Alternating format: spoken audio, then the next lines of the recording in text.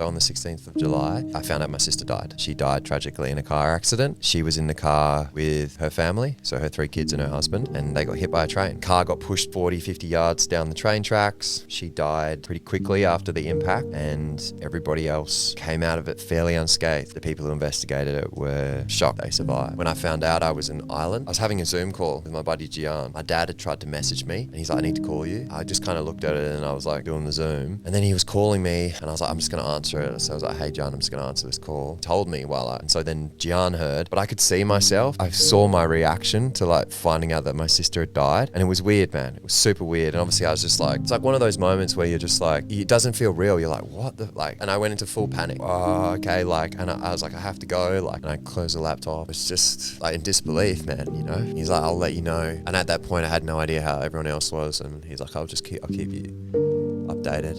And I was like, okay, cool. And I was at home alone, and I just like called my partner. I was just like, I was actually messaging her where I was on the phone to Dad, and I was like, hey, I need you. Yeah, I just called her and I said like, hey, I need you to come home.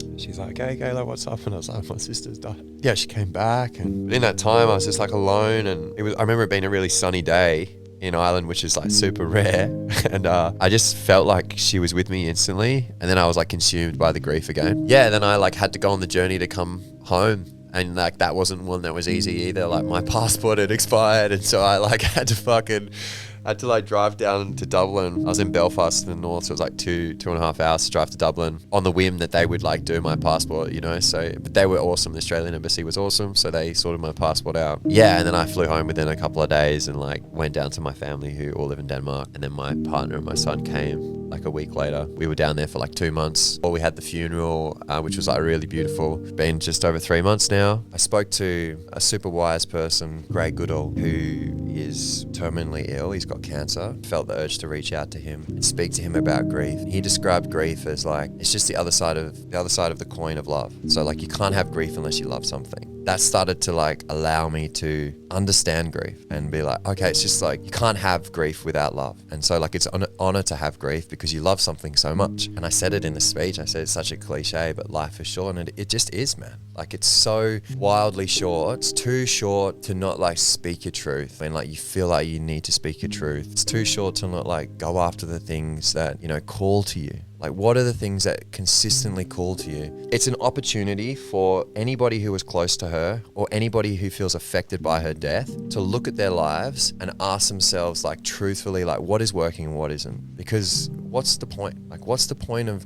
continuing to live in like a cage? So, yeah.